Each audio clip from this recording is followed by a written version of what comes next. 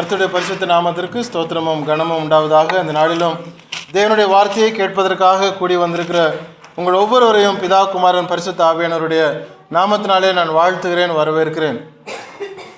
அப்போஸ்தலர் நடபடிகள் நாம் இதுவரையும் பார்த்து கொண்டு வருகிறோம். இது வேதாம வகுப்பு. நாம் துவங்கி 53வது வகுப்பில் நாம் உட்கார்ந்திருக்கிறோம். 29வது சீரீஸ் இது. அப்போஸ்தலர் நடபடிகள் துவங்கி 28 வகுப்புகள் முடிந்து 29வது வகுப்பில் நாம் உட்கார்ந்திருக்கிறோம். மற்ற புஸ்தகங்கள் எல்லாம் இத்தனை நீளமாக நாம் பார்க்கவில்லை. மோரார்லெஸ் ஒரு 15 அல்லது 18 வகுப்புகளில் நாம் முடித்திருக்கிறோம். ஆனால் அப்போஸ்தலர் நடபடிகளில் நாம் அதிகமாய் கவனம் செலுத்த வேண்டும் என்கிற ஒரு காரணம் இருக்கிறது. சபையினுடைய அடித்தளம் அப்போஸ்தலர் நடபடிகளாக இருக்கிறது.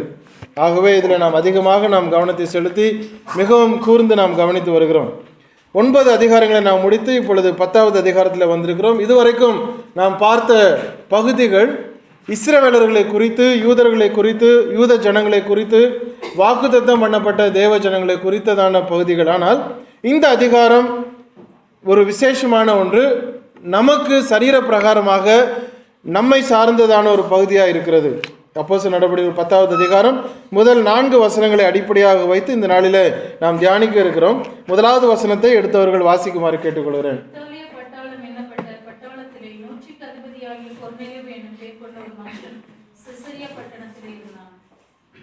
இத்தாலியா பட்டாளம் என்னப்பட்ட பட்டாளத்திலே 100க்கு அதிபதியாகிய கொர்நேலியு என்னும் பெயர் கொண்ட ஒரு மனுஷன் செசரியா பட்டணத்தில் இருந்தான் என்று சொல்லி இதில் 3-4 விஷயங்களை நாம் கவனிக்க இதில் நமக்கு கொடுக்கப்படுகிற வசனங்கள் இருக்கிறது. முதலாவது இத்தாலியா பட்டாளம், இத்தாலியா தேசத்தில் உள்ள ஒரு பட்டாளத்தை குறித்து இதில் நாம் பார்க்கிறோம். பட்டாளம் என்று சொல்லும் பொழுது அது ஒரு ரெஜிமெண்ட் என்று ஆங்கிலத்தில் நாம் பார்க்கிறோம். இத்தாலியா பட்டாளம் என்றால் அது ஒரு ரெஜிமெண்ட். ஏறத்தாழ 400லிருந்து 600 சோல்ஜர்ஸ், 400லிருந்து 600 சோல்ஜர்ஸ் அந்த இத்தாலியா ஒரு பட்டாளம் என்று சொல்லும் பொழுது அந்த பட்டாளத்தில் இருக்கக்கூடிய ஒரு பகுதியாக இருக்கிறது. ஒரு ரெஜிமெண்ட்டாக இருக்கக்கூடிய ஒரு பட்டாளம். அந்த பட்டாளத்தில் இருக்கக்கூடிய 100க்கு அதிபதி. 100க்கு அதிபதி அப்படின்னா 100 பேருக்கு ஒரு அதிபதி, 100 பேருக்கு ஒரு கேப்டன், 100 சோல்ஜர்ஸ், 100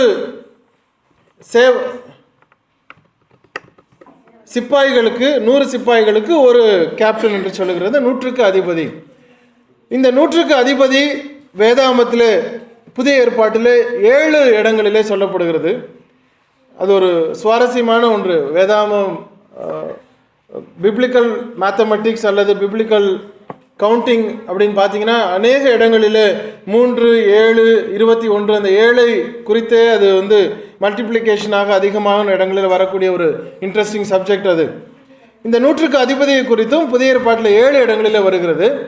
7 இடங்களிலுமே நன்மையாக வருகிற ஒரு சப்ஜெக்டாக இந்த 100க்கு அதிபதி வருகிறதை நாம் பார்க்க முடியும். கிறிஸ்தவத்துக்கு ஆதரவாக அல்லது கிறிஸ்தவத்தை ஆதரித்து அல்லது கிறிஸ்தவனாய் மாறின ஒரு சம்பவம் தான் 100க்கு அதிபதிகளை வேதாகமத்தில் சொல்லப்படுகிற இடங்களில் நாம் பார்க்க முடியும். முதலாவதாக மத்தேயு 8வது அதிகாரத்தில் நாம் பார்க்கும் பொழுது 100க்கு அதிபதி இயேசு கிறிஸ்துவிடத்தில் வந்து நீர் ஒரு போதகராக இருக்கிறீர் என்று சொல்லி கேட்கக்கூடிய அந்த சம்பவம் 8வது அதிகாரத்தில் நாம் அதை பார்க்க முடிகிறது. அதைத் தொடர்ந்து மார்க் 15வது அதிகாரத்தில் கூட நாம் அந்த வசனத்தை வாசிக்கலாம். மார்க் 15:39 கூட வாசியுங்கள். மார்க் 15:39.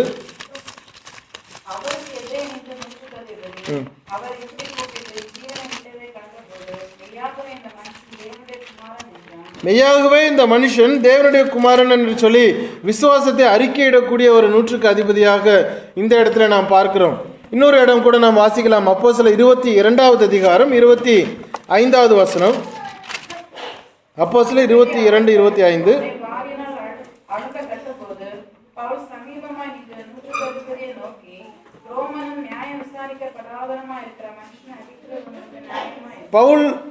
பவுல் அப்போஸ்தலன் அங்கு துன்புறுத்தப்படுகிற வேளையில் அல்லது விசாரிக்கப்படுகிற வேளையில் அவன் கேட்கிறான், இந்த மாதிரி 100க்கு அதிபதியை நோக்கி நீ இப்படி ஒரு ரோமனாக இருக்கக்கூடிய ரோமன் சிட்டிசனாக இருக்கக்கூடியவனை நீ எப்படி விசாரிக்காமல் நீ இதை செய்கிறாய் என்று கேட்கும் பொழுது இவருக்கு ஆதரவாக சில ஸ்டெப்புகளை அவர் எடுக்கிறதை நாம் கவனிக்க முடியும். இப்படி புதிய ஏற்பாட்டிலே 100க்கு அதிபதிகளை எங்கெல்லாம் நாம் பார்க்கிறோமோ அவர்கள் எல்லாரும் கிறிஸ்தவர்களுக்கு கிறிஸ்தவத்திற்கு ஆதரவாக இருக்கக்கூடிய ஒரு விசேஷமான ஒரு காரியத்தை நாம் கவனிக்க முடிகிறது. இங்கே அப்போஸ்தலர் நடவடிக்கைகள் 10வது அதிகாரத்தில் முதலாக ஒரு 100க்கு அதிபதி இந்த இடத்துல ஒரு ரோமன் சிட்டிசனை நாம் பார்க்க முடிகிறது. இந்த ரோமன் சிட்டிசன் என்கிற ஒரு விசேஷம் என்னென்றால், இவர் ஒரு புறஜாதியனாக இருக்கிறார். அவர் எங்கே இருக்கிறாராம்? செசரியா பட்டணத்திலே அவர் இருப்பதாக வேதாகமத்தில் நாம் பார்க்கிறோம். அவருடைய ரெஜிமெண்ட், அந்த பெட்டாலியன் செசரியா பட்டணத்தில் இருக்கிறது. செசரியாவை குறித்து நாம் போன கிளாஸில் நாம் பார்த்துருக்கிறோம். அதனுடைய பகுதி யோப்பாவிலே கடைசியாக நாம் இந்த இடத்துல யாரை விட்டுருந்தோம் ஞாபகம்? போன வாரம் இந்த இடத்துல யாரை பார்த்தோம்? பேதுரு அங்கே இருக்கிறார். பேதுரு இந்த இடத்துல தங்கியிருக்கிறாரு. அந்த தோல் பதவியுடைய சீமோனுடைய வீட்டில் அவர் அங்கே தங்கியிருக்கிறார். லிட்டாவில் இருந்து அந்த ஸ்திரியை உயிரோடு எழுப்புறதுக்கு பின்னதாக அவர் மறுபடியும் இங்கு வந்து அவர் தங்குறார். கடைசி வசனத்தில் நம்ம அதை பார்த்தோம். இப்போ இங்கே இருக்கக்கூடிய சம்பவத்துல இருந்து 10வது அதிகாரம் நேரா செசரியாவை நோக்கி நகருகிறது. செசரியாவில் முக்கியமான விஷயம் என்னன்னா, இட்ஸ் லைக் அ சிட்டி. அதாவது எருசலேம் பட்டணத்தில் இருக்கக்கூடிய ஜனங்களோ அல்லது இந்த பகுதியில் இருக்கக்கூடிய எந்த விதமான ஒரு பார்வோனோ அல்லது ஏரோதுகளோ, அவர்கள் ஏரோதுகள் எந்த இடத்துல தங்கியிருந்தாலும் இது வந்து ஒரு அஃபிஷியல் லொகேஷனாக செசரியாவை அவர்கள் வைத்திருக்கிறார்கள். இப்போ ஓமான் அப்படின்னா மஸ்கட்டை குறித்து சொல்லுவதும் அல்லது ரூபியை குறித்து சொல்வதும் எப்படி ஒரு இம்பார்ட்டன்ட் பிளேஸாக இருக்கிறதோ, இந்த ரோமர்களுக்கு ஏரோதியர்களுக்கு இந்த செசரியா பட்டணம் ஒரு முக்கியமான ஒரு ஐட்லிங் பிளேஸ், டுவெல்லிங் பிளேஸாக, தங்கக்கூடிய இடம் அல்லது தாமசிக்கக்கூடிய இடம் அவர்களுக்கு செசரியா பட்டணம் முக்கியமாக அது இருக்கிறதை பார்க்க முடியும். பெலிஸ்துவா இருக்கட்டும், ஃபெஸ்துவா இருக்கட்டும், எல்லாரும் அந்த செசரியாவிலே அவர்கள் தங்கியிருந்ததை வரலாறும் வேதாகமத்திலும் நாம் அதை பார்க்க முடியும். அது மாத்திரமல்ல, நாம் பார்க்கக்கூடிய பின்னதாக வரக்கூடிய அதிகாரங்களில் பிலிப்பு என்கிற அந்த சுவிசேஷகர் அவரும் அவருடைய பிள்ளைகளும், தீர்க்க தரிசனம் சொல்லுகிற பிள்ளைகளும் அந்த இடத்துல தங்கியிருந்தார்கள் என்று சொல்லி நாம் பார்க்கிறோம். அந்த ஒரு முக்கியமான ஒரு செசரியா பட்டணத்தில் தான் இப்பொழுது 100க்கு அதிபதியை குறித்து நாம் பார்க்க இருக்கிறோம்.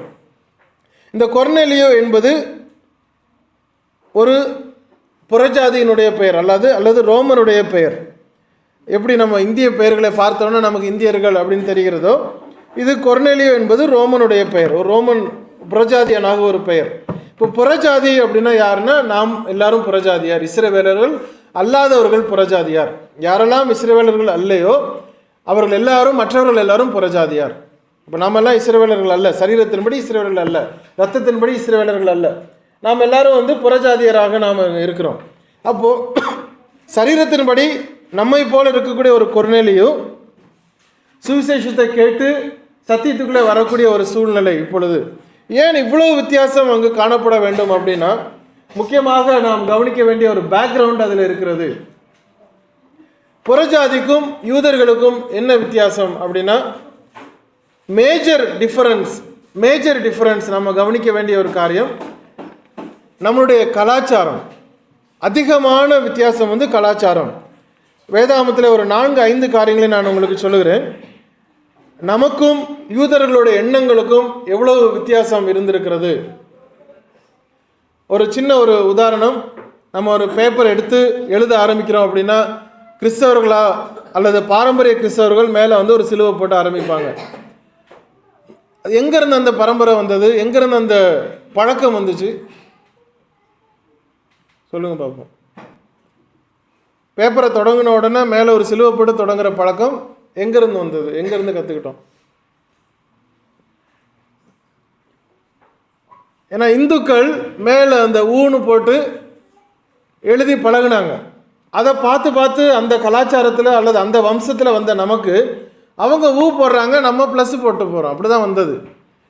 ப்ளஸ் போட்டு ஆரம்பிக்கணும் அப்படின்ற வந்து பைபிளில் சொல்ல கிடையாது. ஆனால் நம்ம கலாச்சாரம் அவர்கள் ஊ போட்டு ஆரம்பிக்கிறது, நம்ம வந்து சிலுவையை போட்டு நம்ம மக்கள் போட ஆரம்பித்தாங்க. ஸோ இந்த மாதிரி கலாச்சாரங்கள், அவங்க வந்து நெத்தியில் போட்டு வைக்கிறாங்கன்னா நம்ம வந்து நெத்தியில் சிலுவையை போட்டுக்கிறது. இது வந்து கலாச்சாரத்தில் ஊறி வந்த விஷயங்கள். ஒரு நாளும் இந்த கலாச்சாரத்தை விட்டு வெளியே வர்றதுக்கு நமக்கு கஷ்டம். அது எப்பவுமே ஒரு பாண்டேஜில் நம்ம இருக்கக்கூடிய ஒரு பழக்க வழக்கங்கள். லேர்னிங் லேர்னிங் எவ்வளவு இம்பார்ட்டண்ட்டோ அதை காட்டிலும் அதிகமான இம்பார்ட்டன்ஸ் எதுக்கு தெரியுமா? அன்லேர்னிங். லேர்னிங்கை விட unlearning is very much important. கற்றுக்கொண்டதை விடுவது ரொம்ப அவசியம். அப்போ தான் புதுசு நம்ம கற்றுக்க முடியும். கற்றுக்கொண்டதை மனசில் வைத்துக்கிட்டே நம்ம வேற ஒரு காரியம் கேட்குறோம் அப்படின்னா, ஒன்று புதுசு உள்ளே ஏறாது, அல்லது பழசோடு சேர்த்து புதுசு சேர்ந்து ஒரு மிக்சர் டெவலப் பண்ணிடும். ஒரு ரசமாவோ ஒரு சாம்பாராவோ வந்து சேருமே ஒழிய ஒரிஜினலாக நமக்கு கிடைக்காது. ஏன்னா ஆல்ரெடி நம்ம இருக்கக்கூடிய லேர்ன்டு ஐட்டம்ஸை வெளியே எடுத்துகிட்டு புதுசு உள்ளே வரும் பொழுது தான் சரியான ஒரு காரியம். இப்போ நம்மளுடைய கலாச்சாரம் இந்துக்கள் பரம்பரையில் வழிமுறையில் வந்த கலாச்சாரத்தில் ஒருவேளை நாம் மாறி இருக்கலாம், அல்லது நம்முடைய மூதாதையர்கள் மாறி இருக்கலாம். ஆனால் நம்முடைய கலாச்சாரம் வந்து அது தொட்டு வந்திருக்கிறதுனால அதை விட்டு விட்டு வெளியே வர்றது ரொம்ப கஷ்டமாக இருக்குது. அதுதான் இந்த புறஜாதியில் வேதாகமம் மிக தெளிவாய் இஸ்ரவேலர்களுக்கு கட்டளையிட்ட காரியங்கள். சில விஷயத்தை நான் உங்களுக்கு சொல்கிறேன். முதலாவது வாசிக்கலாம். உபாகமம், டியூட்ரானமி, உபாகமம் 18வது அதிகாரம் 14வது வசனம். வேதாகமத்தில் 5வது புஸ்தகம், உபாகமம் 18-14.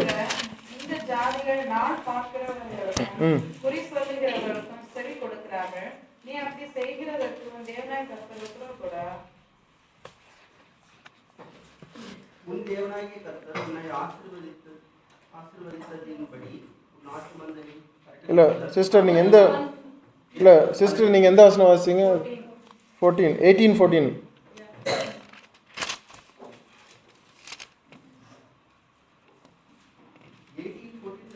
இல்லை, ஏன்னா நான் தப்பாக எடுத்திருக்கேன். நீங்கள் படித்தது கரெக்டு, பட் நான் எழுதுனது தப்பு. உபாகமாமா? என்னோட நீ துரத்து விட போயிருந்த கரெக்டு தான். ஓகே, 18-14. உபாகமம் 18-14 247வது பக்கத்தில் இருக்குது. நீ துரத்தி விட போகிற இந்த ஜாதிகள்னா ஜனங்கள். நம்ம வேதாமத்தில் ஜாதின்னு பார்க்கும் பொழுதுல நம்ம மனசில் இருக்கிற அந்த ஜாதியை நினைக்கக்கூடாது. ஜனங்களை அது குறிக்கிறது, தேசத்தாரை குறிக்கிறது. நீ துரத்தி விட போகிற இந்த ஜனங்கள் நாள் பார்க்கிறவர்களுக்கும் குறி சொல்லுகிறவர்களுக்கும் செவி கொடுக்கிறார்கள். நீ அப்படி செய்கிறதற்கு உன் தேவனாகிய கர்த்தர் உத்தரவு கொடார். இது யாருக்கு சொல்றாருன்னா, தேவன் இஸ்ரவேல் ஜனங்களுக்கு சொல்றார். இஸ்ரவேல் ஜனங்களுக்கு புறஜாதியாரை குறித்து சொல்கிறார். புறஜாதிகள் என்ன பண்ணுவாங்களாம்? நாள் பார்க்கிறவர்களுக்கு அவர்கள் செவி கொடுப்பார்கள், குறி சொல்லுகிறவர்களுக்கு செவி கொடுப்பார்கள். ஆகவே நீ அதுக்கு சேர்ந்தினா தேவன் உனக்கு உத்தரவு கொடுக்க மாட்டாரு அப்படின்னு சொல்லுகிற ஒரு வார்த்தை. நமக்கு வழக்கமாகவே அந்த மென்டாலிட்டி இருக்கிறது. கேலண்டரை கிளிக்கும் பொழுது என்னதான் மனசில் வந்து ஒரு ஸ்டெபிலிட்டி இருந்தாலும் அதில் அந்த இன்றைக்கு நாள் எப்படி இருக்குது அப்படின்னு போட்டிருக்கிறது பார்த்தா தான் என்ன அப்படின்னு நமக்கு மனசு தோணும். பார்த்தா எனக்கு ஒன்றும் பண்ணாது, இருந்தாலும் பார்த்தா என்ன. அப்போது சம்வாட் ஒரு பர்டிகுலர் டிகிரியில் அது நம்மளை வந்து டிஸ்டர்ப் பண்ணுறதுக்கு நாம் இடம் கொடுக்குறோம். ஏன்னா நம்முடைய கலாச்சாரம் ஏதாவது ஒரு வகையில் வீடு கட்டுறது, கல்யாணம் பண்ணுறது என்னதான் இருந்தாலும் அந்த கலாச்சாரத்தை நம்ம வந்து புகுத்தாமல் தைரியமான ஒரு ஸ்டெப் எடுக்கிறதுக்கு ரொம்ப ரேராக தான் நம்ம இருக்கிறோம். வீடு நாங்கள் கட்டி முடிச்சுட்டு நாங்கள் தங்கியிருக்கிற வீடு நாங்கள் வாடகைக்கு இருந்த வீடும் புதுசாக வீடு கட்டின வீடும் ஒரு 3 வீடு தள்ளி, ஜூலை 15 15 வருஷத்துக்கு முன்னாடி ஜூலை 15 அன்றைக்கி என்ன கிழமை ஞாபகம் இல்லை, சனிக்கிழமையா வெள்ளிக்கிழமையா, சனிக்கிழமைன்னு தான் எனக்கு நினைக்கிறேன். இந்த நாள் நீங்கள் வீட்டை காலி பண்ணக்கூடாது அப்படின்னு அந்த அம்மா சொன்னாங்க. இந்த நாள் நீங்கள் வீட்டை காலியும் பண்ணக்கூடாது, இந்த நாள் நீங்கள் புது வீட்டுக்கு போகவும் கூடாது அப்படின்னாங்க. அப்போது ஒய்ஃப் ஃபோன் பண்ணி சொன்னாங்க, இந்த மாதிரி சொல்கிறாங்க, என்ன பண்ணுறது? நான் சொன்னேன், பரவாயில்ல நீ போயிரு, அவங்க சொன்னால் சொல்லிட்டு போட்டோம். அன்னைக்கு தான் நாங்கள் போனோம். எது பண்ணக்கூடாது அப்படின்னு வேதாந்தத்தில் சொல்கிறாங்களோ, பாரம்பரியத்தில் சொல்கிறாங்களோ, நமக்கு அது தேவையில்லை. அது தேவன் படைத்த நாள். அந்த நாளில் தேவன் ஒரு காரியத்தை உண்டு பண்ணியிருக்கிறார். அந்த நாளில் அவர் நல்ல ரெஸ்ட் எடுத்திருக்கிறாருன்னு பைபிள் சொல்லுது. அதனால நம்ம அந்த பாரம்பரியத்தை விட்டு வெளியே வர்றதுக்கான தைரியம் நமக்கு வரணும். அப்படி ஒரு கலாச்சாரத்தில் நம்ம இருந்தாலும், அப்படி ஒரு செயின் நம்ம போட்டு கட்டி இருந்தாலும் அதை உடைக்கக்கூடிய பலம் தேவன் நமக்கு கொடுத்துருக்கிறார். அதை ஸ்டெப் எடுக்கிறதுக்கு நம்ம முன்னாடி வர வேண்டிய அவசியமாக இருக்குது. புறஜாதிகளுக்கு அந்த ஒரு செயின் பாண்டேஜ் இருக்கிறது என்பதை வேதாகமம் யூத ஜனங்களுக்கு சொல்லி எச்சரிக்கிறதை நம்ம பார்க்கணும். இன்னொரு வசனத்தை வாசிங்க. அதே உபாகமம் 7வது அதிகாரம் 3வது வசனம். அவர்களுடைய சம்பந்தம் களவாயாக ம் உன் குமாரத்திகளை அவர்கள் குமாரருக்கு கொடாமலும் அவர்கள் குமாரத்திகளை உன் குமாரருக்கு கொள்ளாமலும் இருப்பாயாக. 4 வாசிங்க பிரதர். 4. என்னை பின்பற்றாமல் அந்நிய தேவர்களை சேவிக்கும்படி அவர்கள் உன் குமாரரை விலக பண்ணுவார்கள். அப்பொழுது கர்த்தருடைய கோபம் உங்கள் மேல் மூண்டு உங்களை சீக்கிரத்தில் அழிக்கும். என்ன சொல்றாரு பார்த்தீங்களா? நீங்கள் வேற இடத்துல நீங்கள் பெண் எடுக்காதீங்க, பெண் கொடுக்காதீங்க. கொடுக்கறதுலையோ எடுக்கிறதுலையோ தப்பு இல்லை. இன்னைக்கு ஒருவேளை நாங்கள் மதம் மாறிட்டோம்னு சொல்லி ஞானஸ்நானம் எடுத்துக்கிட்டு உங்களுக்கு தாலி வாங்கிக்கலாம் அல்ல தாலி கட்டிக்கலாம். ஆனால் அது டெஃபினட்டாக அது வேறு ரூட்டில் தான் மாறும். நீங்கள் அவர்களுக்கு என்னை பின்பற்றாமல் அந்நிய தேவர்களை சேவிக்கும்படி அவர்கள் உன் குமாரரை விலக பண்ணுவார்கள். கவனிங்க, உன் குமார்த்திகளை அவர்களுக்கு குமாரருக்கு கொடாமலும் அவர்கள் குமார்த்திகளை உன் குமாரருக்கு கொல்லாமலும் இருப்பாயாக. மாறுறது யாரு? பெண் அல்ல, ஆண் மாறுறது. நம்ம வழக்கமாக என்ன பேசுகிறோம்? ஆண் தான் குடும்பத்துக்கு தலைவன் நம்ம பேசிகிட்டு இருக்கோம். ஆனால் சேஞ்ச் எங்கே நடக்கும்னா மாறி நடக்கும். ஏற்கனவே நான் சொல்லியிருக்கேன், நாகர்கோவில் பேச்சு நீ பேசக்கூடாது அப்படின்னு ஒய்ஃபை கூட்டிகிட்டு வந்தோடனே நான் பஹ்ரைனில் சொன்னேன். எங்கள் ஒய்ஃப்கிட்ட நான் சொன்னேன். ஏன்னா அங்கே வேற ஒரு பேக்ரவுண்ட் அங்கே இருந்ததுனால நான் அதை சொன்னேன். நீ உன்னோட பேச்சு பேசணுன்னே நாகர்கோவில்னு கண்டுபிடிச்சிருவாங்க, அதனால் நீ ஜாக்கிரதையாயிரு. ஒரு 2-3 மாதம் கழித்து நான் கேம்ப் ஊழியத்துக்கு போயிருந்தப்போ கேம்பில் உள்ள ஜனங்கள் என்னை பார்த்து கேட்டாங்க, சார் நீங்கள் நாகர்கோவில் எங்கே இருக்கிறீங்கன்னு. என்ன ஆயிடுச்சுன்னா என் பேச்சு அந்த மாதிரி மாறிடுச்சு. அதான் ப்ராக்டிக்கலாக நடந்தது. பைபிள் என்ன சொல்லுது? பெண்களை வேறு ஜனத்தில் வேறு ஜாதி, அதாவது வேறு தெய்வங்களை விக்கிரகங்களை சேவிக்கக்கூடிய ஒரு பெண்ணையோ அல்லது அந்த ஒரு குமாரனுக்கு உன்னுடைய பெண்ணையோ நீ கொடுத்தால் மாறுவது யாராம்? என்னை பின்பற்றாமல் அந்நிய தேவர்களை சேவிக்கும்படி அவர்கள் உன் குமாரரை விலக பண்ணுவார்கள். அப்பொழுது கர்த்தருடைய கோபம் உன்மேல் மூடும். எவ்வளவு நம்ம அந்த புறஜாதிக்குள்ள பேக்ரவுண்ட் அங்கே அந்த இம்பார்ட்டன்ஸுக்காக நான் கொண்டு வர்றேன். இன்னொரு வசனத்தை கூட வாசிங்க. அவங்களுக்கு ஒரு விளக்கு தேவன் கொடுத்தார். லேவியராகமம் 25:44 வாசிக்கலாம். 25:44.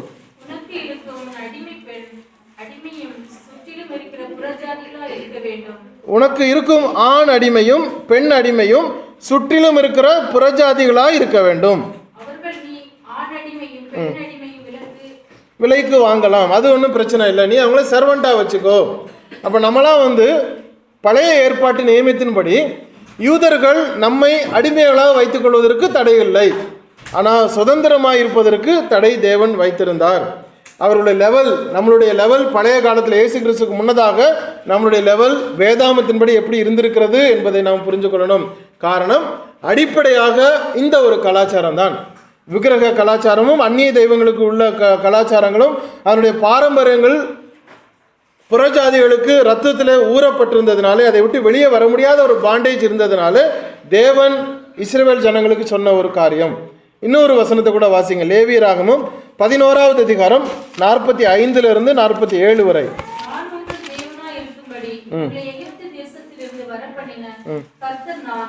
நான் பரிசுத்தர் ஆகியால் நீங்கள் பரிசுத்தராய் இருப்பீர்களாக.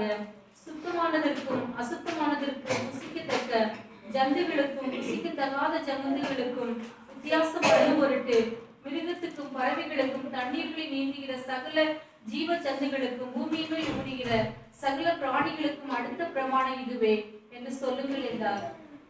ஆகாரங்களிலே எதையெல்லாம் வரையறுத்திருந்தாரோ, ஆகாரங்களில் எதையெல்லாம் வகை வைத்திருந்தாரோ அவை எல்லாவற்றையும் கீழ்ப்படியாதபடிக்கு மற்ற இடங்களிலேயும் அதை ஏற்றுக்கொண்டவர்கள் புறஜாதியார். சுத்தமானதற்கும் அசுத்தமானதற்கும் புசிக்கத்தக்க ஜந்துகளுக்கும் புசிக்கத்தகாத ஜந்துகளுக்கும் வித்தியாசம் பண்ணும் பொருட்டு தேவன் அதை பண்ணி வைத்திருந்தார். ஆனால் புறஜாதியினரோ அதற்கு கீழ்ப்படியாதபடிக்கு எல்லா வகையிலும் அவர்களுக்கு வேண்டியதை ஆகாரமாக எடுத்துக்கொண்ட ஒரு காலகட்டம் பழைய ஏற்பாடு. அப்படிப்பட்ட ஜனங்களுக்கு தேவன் அசுத்தமான ஒரு காரியம் என்று வைத்திருந்தார். அவர்களோடு கலவக்கூடாது. காரணம், கலந்து கொள்ளும் பொழுது உங்களையும் அதை மாற்றுவார் என்று சொல்லி அவர்களுக்கு இஸ்ரவேல் ஜனங்களுக்கு அதை கொடுத்திருந்தார். இன்னொரு வசனத்தை வாசிக்கலாம். ரோமர் 2வது அதிகாரம் 14வது வசனம். அன்றியும் நியாயப்பிரமாணம் இல்லாத புறஜாதிகள் சுபாவமாய் நியாயப்பிரமாணத்தின்படி செய்கிற போது, அதாவது நியாயப்பிரமாணம் புறஜாதிகளாக இருக்கக்கூடிய நமக்கு இல்லாமல் இருந்த காலங்கள், அப்படிப்பட்ட ஒரு காலங்களாகத்தான், அப்படிப்பட்ட ஒரு காலத்தில் தான் இந்த கொர்நேலியு வசித்து வந்தார். அப்படிப்பட்ட ஒரு காலங்களிலே இவர் பிரித்து வைக்கப்பட்டிருந்த ஒரு புறஜாதியனாக அவர் இருக்கிறார். ஆனால் இயேசு கிறிஸ்து வந்த பொழுது இந்த நியாயப்பிரமாணமும் இந்த கட்டளைகளும் அவர்களுக்கும் நமக்குமாக அது சிலுவையில் அதை அரைந்து தீர்த்து புதிய கட்டளையை கொண்டு வந்ததை நாம் பார்க்க முடியும். இன்னொரு வசனத்தை கூட வாசிக்கலாம். 1 கொரிந்தியர் 12:2.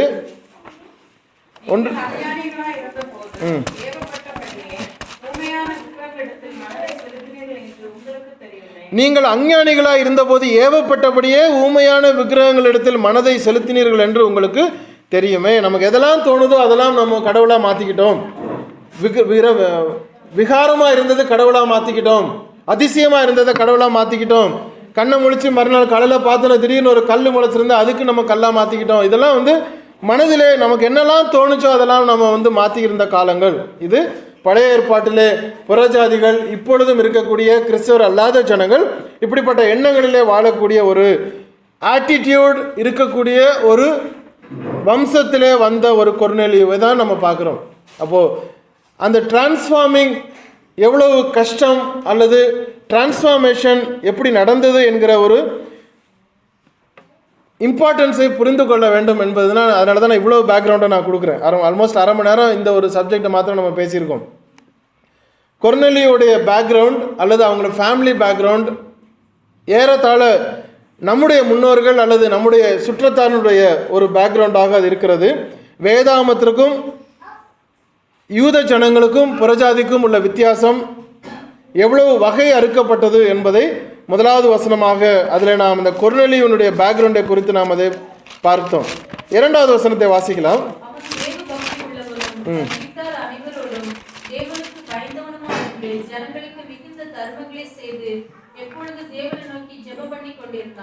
பாருங்க, அவனுடைய ஒரு கேரக்டர் நம்ம அடிக்கடி நம்ம இதை குறித்து அநேக பிரசங்கங்களை நம்ம கேட்டிருக்கலாம்.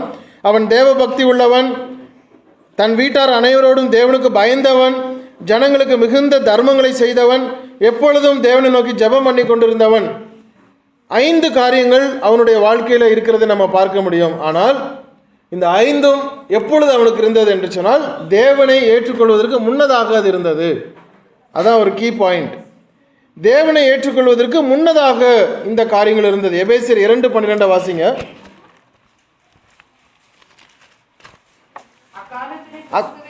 அக்காலத்திலே கிறிஸ்துவை சேராதவர்கள், 265வது பக்கம். அக்காலத்திலே கிறிஸ்துவை சேராதவர்களாக புறஜாதிகளாக இருக்கக்கூடிய நாம் இருந்திருந்தோம். இஸ்ரவேலுடைய காணியாட்சிக்கு புறம்பானவர்களாக இருந்திருந்தோம். வாக்குத்தத்தத்தின் உடன்படிக்கைகளுக்கு அந்நியராக இருந்தோம். நம்பிக்கை இல்லாமல் இருந்தோம். இவ்வுலகத்தில் தேவன் என்று ஒருவர் இல்லாதவர்களாக நாம் இருந்த ஒரு காலகட்டத்தில் தான் இந்த கொர்நேலியுவும் அதே சூழ்நிலையில் இருந்த பொழுது, ஆனால் அவருடைய பழக்க வழக்கங்கள் எப்படி இருந்தது, எந்த விதத்திலும் புறஜாதிக்கு ஏற்ற ஒரு பழக்கத்திலே இல்லாதபடிக்கு அவன் தேவனை வணங்குகிறவனாக இருந்தான். அவன் தேவ பக்தி உள்ளவன். தன் வீட்டார் அனைவரோடும் யாருக்கு பயந்திருந்தான்? தேவனுக்கு பயந்திருந்தான். அதை நம்ம கவனிக்கணும். தேவர்களுக்கு கிடையாது. வழக்கத்தின்படி அவனுக்கு நிச்சயமாக அதிகமான கடவுள்கள், தேவர்கள் இருந்திருக்க வேண்டும். ஆனால் அவனோ தேவ பக்தியும் தேவனுக்கு பயந்த ஒரு பர்டிகுலர் ஒரே ஒரு தேவன் யார் என்பதை உணர்ந்து அவனுடைய கலாச்சாரமும் அவனுடைய பழக்க வழக்கங்கள் எல்லாவற்றையும் விட்டு அவன் இருக்கக்கூடிய 5 காரியம்: தேவ பக்தி உள்ளவன், தேவ பயம், தேவனுக்கு பயம் உள்ளவனாக அவன் இருக்கிறான். 3வதாக வீட்டார் அனைவரோடுக்கும், தன்னுடைய மனைவி பிள்ளைகள் எல்லாரோடும் சேர்த்து அவன் ஒரு அருமையான ஒரு லீடராக அவர்களையும் தேவனுக்கு நேராக அவர்களையும் கலாச்சாரத்தில் விட்டுவிடாதபடிக்கு அவர்களையும் தேவனுக்கு நேராக வழிநடத்துகிற ஒரு அருமையான ஒரு லீடராக அவன் இருக்கிறான். 4வதாக தர்மங்களை செய்யக்கூடிய, அவனை காட்டிலும் யாரெல்லாம் தர்மத்திற்கு எதிர்பார்த்திருக்கிறார்களோ எல்லாருக்கும் தர்மம் செய்யக்கூடிய ஒரு நல்ல கேரக்டர் உடையவனாக இருக்கிறான். அடுத்தது எப்பொழுதும் ஜெபம் பண்ணி கொண்டிருக்கிறவனாக இருக்கிறான். ஒரு நாள் அவன் நினைக்கல, நான் யூதன் கிடையாது, நான் ஏன் ஜெபிக்கணும், நான் ஏன் அதை முறைமையில் இருக்கணும், அந்த 3வது வசனத்தில் நம்ம அடுத்த வாரம் பார்க்கலாம். அதை 3வது வசனத்தில் பார்க்கும்பொழுது இன்னும் ஆச்சரியமான ஒரு காரியம். அவன் ஜெபம் பண்ணி கொண்டிருக்கிற, எப்பொழுதும் ஜெபம் பண்ணி கொண்டிருக்கிற ஒரு மனுஷன், அவனுடைய பாரம்பரியத்தை விட்டு ஒதுங்கி வந்த ஒரு மனுஷன், குடும்பத்தோடு சேர்ந்து தேவனுக்கு நேராக வழிநடத்தின ஒரு மனுஷன், தேவனுக்கு பயந்த ஒரு மனுஷன், தேவ பக்தி உள்ளவனாக அவன் இருக்கக்கூடியவன், தேவனுடைய